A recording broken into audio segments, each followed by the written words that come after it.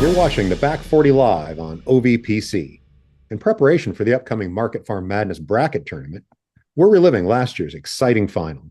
Yeah, Pepper. Who can forget last year's championship with Cold Wet Spring facing the prickly Canada Thistle? That's right, Cael. It was a tough match between two heavyweights from the North Country.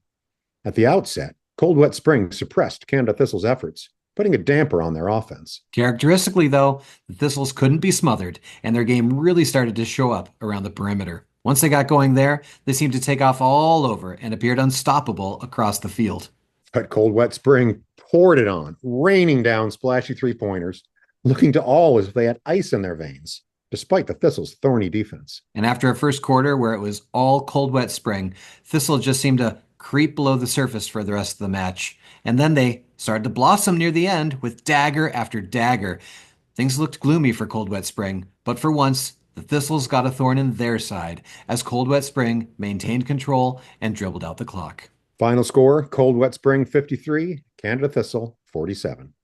Instant classic.